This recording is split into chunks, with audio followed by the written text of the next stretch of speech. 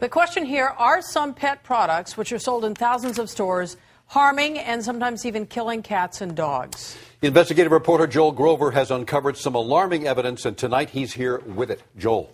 Well, Paul and Colleen, we're talking about these products which are sold in major supermarkets and pet supply stores. They're meant to get rid of fleas and ticks on your pets.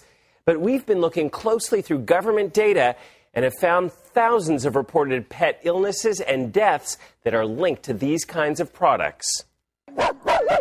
Let's face it, for many of us, pets are like members of the family, which is why it would be so devastating if your dog were to suddenly collapse. Twitching, convulsions, seizures. Or if your cat were to drop dead. I felt like it was my fault because I had applied the product. After you used an over-the-counter pet product, which is approved by the U.S. EPA. Do I want to risk my own cats to that? I'm 6, and the answer is no. The products we're talking about are popular flea and tick shampoos or drops.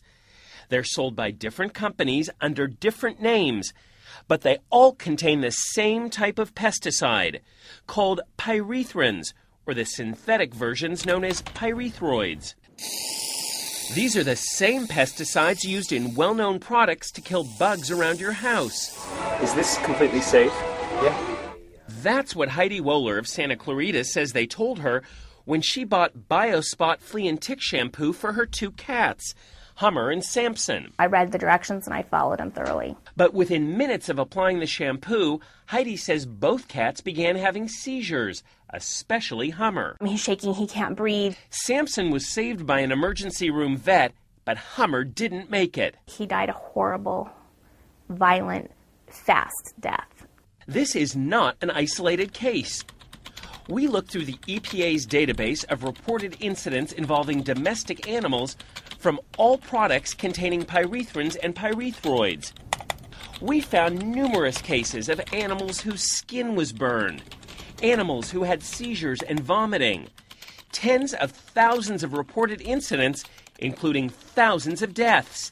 Even the EPA admits it's not sure how many thousands of animals have been harmed by these pesticides. If they're on the shelf in a grocery store or a drugstore, you assume that that's been tested and is fine. But things weren't fine when Rich Parsons of La Quinta applied Hart's flea and tick drops to his dog Duffy.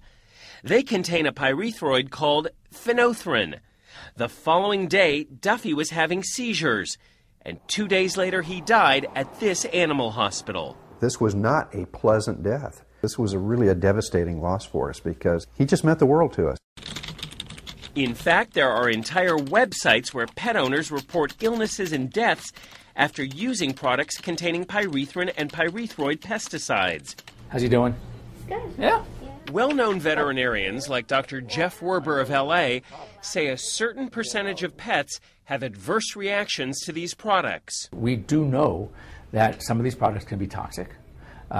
We don't necessarily know to what degree. That's why so many vets and groups like the Humane Society are speaking out against these products. There are absolutely safer alternatives generally across the board. But these companies all insist their products are safe. It's unconscionable. It's unacceptable. When Rich Parsons' dog Duffy died, his vet wrote that it was a reaction to the insecticide in the Hart's drops that contributed to the dog's death.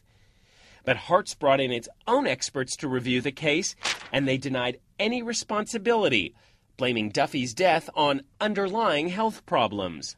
He's a perfectly healthy cat. And when Heidi Wohler's cat Hummer died, her vet wrote that based on the cat's symptoms, the pyrethrin in the BioSpot shampoo contributed to Hummer's death. BioSpot paid for an autopsy, which we asked Dr. Werber to interpret. Is it possible the shampoo contributed to this cat's death? I think it's highly likely there was a contributory factor to this product and this cat's demise. It needs to be taken off the market. Still, BioSpot's parent company told Heidi in a letter, "We don't believe Hummer's death was a result of using our product." But they never did explain why the cat died. Pets are part of our family, and he trusted me.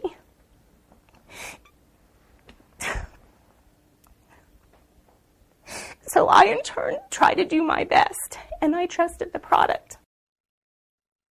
The U.S. EPA tells us it has now begun a major review of these flea and tick products to make sure they're really safe. The EPA could end up taking action, such as requiring new labeling or even pulling certain products from the market. As for the companies in our story, they all claim their products are safe when used as directed. Hartz also told us its flea and tick products have the lowest number of reported adverse events compared to other brands. And Sargent says it is constantly looking for ways to improve the safety of our products. You can read the full statements from these companies on our website, NBCLA.com.